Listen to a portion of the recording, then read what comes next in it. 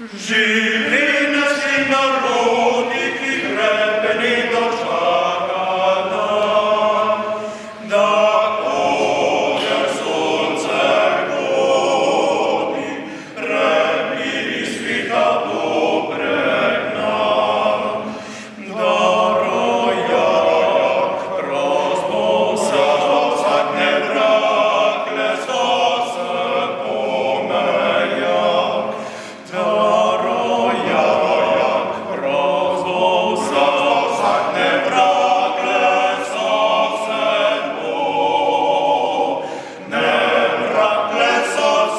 pomejak.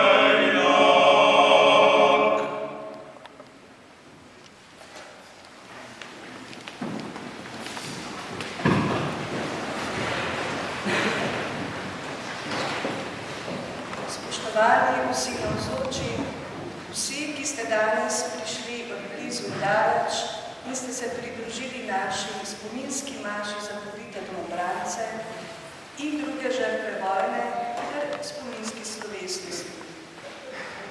Danes obeležujemo 25-letnico postavitve farnih spominskih plošč Rovte. Spominsko svetomašo smo se spomnili vseh pobitih domobrancev in drugih žrtev vojne in povojne morije. Danes se spominjamo tudi 75-letnico ustanovitve domobranske vojske. 23. avgust je Evropa razglasila za dan spomina na žrtve totalitarnih in avtoritarnih režimov in temu spominu se danes pridružujemo tudi mi. 23.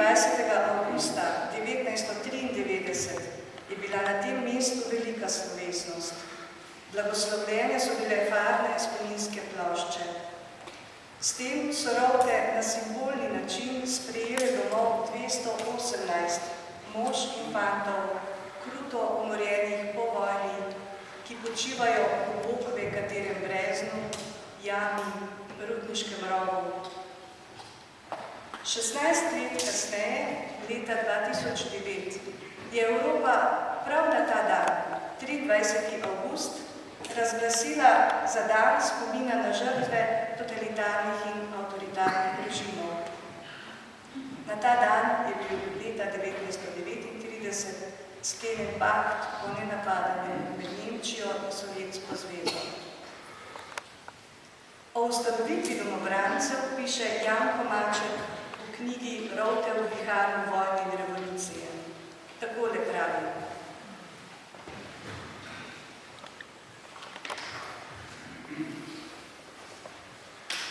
V Ljubljani 27. septembra 1943 na pobudo Slovenske ljudske stranke in Slovenske legije osnoval protikomunistični odbor. Ena njegovih prvenstvenih nalog je bila reorganizacija vaških straž, kolikor jih je še ostalo. Odbor se je povezal z generalom Rupnikom in predlagal, naj ta slovenska vojska dobi ime Slovenska domobranska legija. Svoj pristanek temu so dali tudi Nemci. Slovenska domobranska rovtrska posadka je bila tedaj z vaškimi stražami iz Borovnice, Vrhnike, Šentjuršta in Brezovice vključena v 2. bataljon Slovenske domobranske legije. Iz tega sledi, da so Nemci 29. septembra v Rovtah napadli enoto, ki so jo sami odobrili kot domobransko enoto. Jeseni 1943 naj bi domobranska posadka v Rovtah štela okrog 200 mož. Ko je bila oktobra 1943 ustanovljena postojanka na vrhu Svetih treh kraljev, so domačini odšli tja. Vrhovska postojanka pa je delovala precej samostojno, je pa ves čas spadala pod Rovte. V Rovtah je bila 44. domobranska četa, na vrhu pa njen detaširani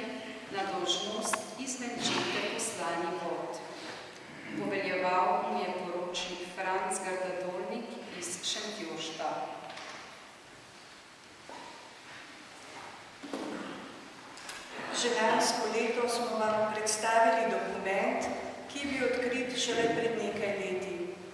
Napisal ga je ustanovitelj rovtarskih vaških stražarjev in domobrancev Franc Kogovšek, Mežnerjev France. Že 1942. So ga partizani obsodili na smrt. 28.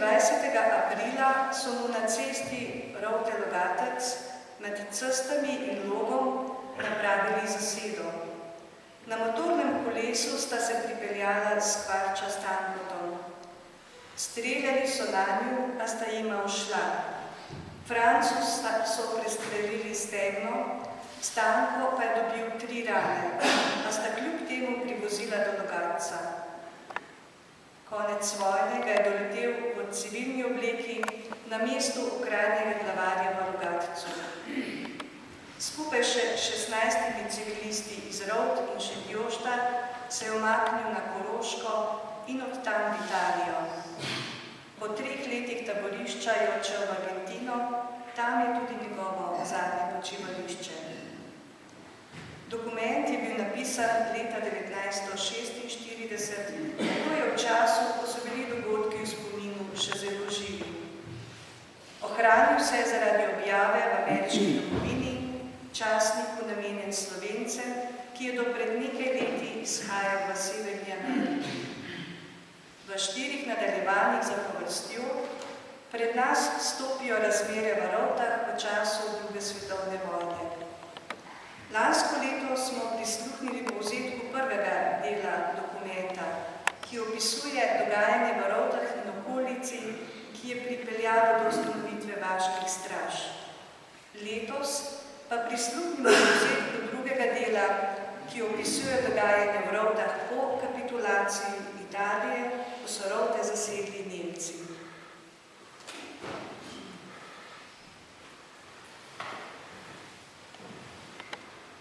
Vaška straža je bila v Rovtah ustanovljena 12. avgusta 1942. Četa 50 mož je odšla v Šentjošt, da se organizira in pripravi. Isto so storili zaplaninci. Čez dobrih 14 dni so se pridružili še drugi in v Šentjoštu se je zbral cel bataljon vaških stražarjev po številu okrog 400. Po par tednih vežbanja se je ta četa razdelila na Šentjošt, Rovte in Zaplano. Kmalu so partizani iz teh krajev izginili.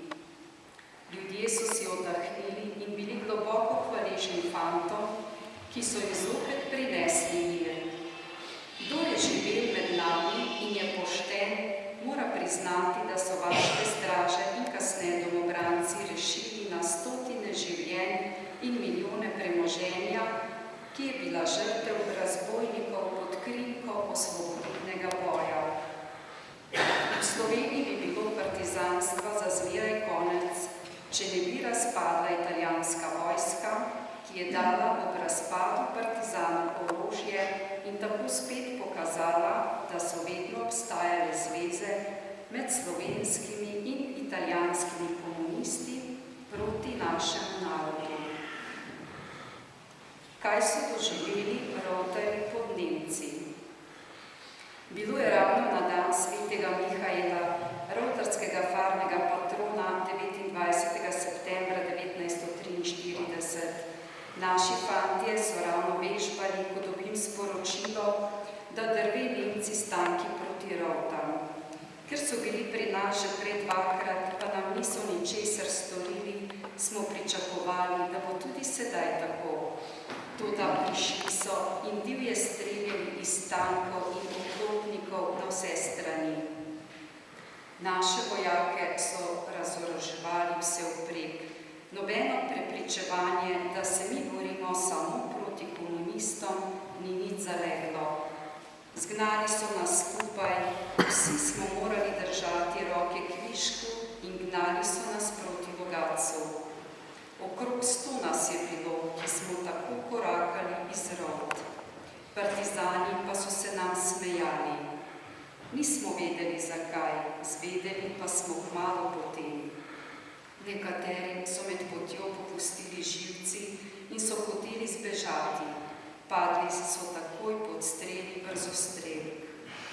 Še med potjo nam je končno vendarle uspelo, da smo Nemcem dopovedali, da nismo komunisti, za kar so nas smatrali. Izpustili so vse domov, le mene so vzeli s seboj na poveljstvo v Logatec in na to planinov grad. Tam so mi povedali, da je bila velika pomota in da so bili nalagani. Dejanje so obžalovali, toda mrtvi nam niso mogli vrniti. Drugi ali tretji dan po dogodku smo dognali, zakaj do tega prišlo. Ker rovtarske posadke partizani niso mogli sami uničiti, so se poslužili Nemcev. Naznanili so Nemcem, da smo komunisti. Rovtarska posadka je bila namreč partizanom posebno v želodcu, ker jim je uspelo uničiti vaške straže s pomočjo Italijanov skoraj povsod, niso pa nič mogli opraviti v naših hribih, naj so še tako poskušali. To so bile metode tistih, ki so zmeraj pili od drugih, da so izdajalci. Le kdor je te stvari sam doživljal, kdor je videl vso propalost ljudi zbranih okoli tako imenovane osvobodilne fronte, ta razume, zakaj ljudstvo ni moglo z njimi in zakaj jim nikdar ni moglo zaupati. Dokler bodo ti ljudje imeli besedo v Sloveniji, ne bo nobena vlada iz teh krogov uživala ljudskega zaupanja. To je gotova stvar za tistega, ki je videl in preizkusil, kdo so oefari. Na podoben zahrbten način, kot so poskušali uničiti Rovte, so partizani uničili Godovič. Za par ranjenih Nemcev je bila požgana prav cela vas, pobrana vsa živina, kolikor je ni zgorela. Več ljudi je bilo postreljenih, drugi so bili odgnani, le nekaj se jih je razbežalo in ušlo. Divjanje in rušenje partizanov. Nekaterih dejanj komunistov ne moremo razumeti, naj jih obračamo, kakor hočemo. Uničevali so razne stvari, ne da bi komu kaj koristilo in ne da bi okupatorju kakorkoli škodovalo. V letu 1944 ni bilo pri nas v Rovtah nobenega Nemca, pa so vseeno prišli žirovski komunisti uničiti naš vodovod na Perilah in električni transformator na Celerju. S tem dejanjem seveda niso okupatorju prav nič škodovali, prebivalstvu pa napravili velikansko škodo. Pa to ni bilo samo v Rovtah. Tako so požigali župnišče in šolo na gorah nad Idrijo. Dalje šoli na Vrstniku in na Letinah. V Žirovniku so uničili prav vsa javna poslopja, od župnišča do 2 šol in do prosvetnih domov. Tudi šolo v Logaških Žiberšah so požgali partizani in šolo na Planinah v Rovtarskih Žiberšah, ki je pogorela po krivdi partizanov. Mi dobro vemo, da se škoda, ki jo je napravil okupator, ne da niti oddaleč primerjati škodo, ki so jo slovenskemu narodu povzročili partizani.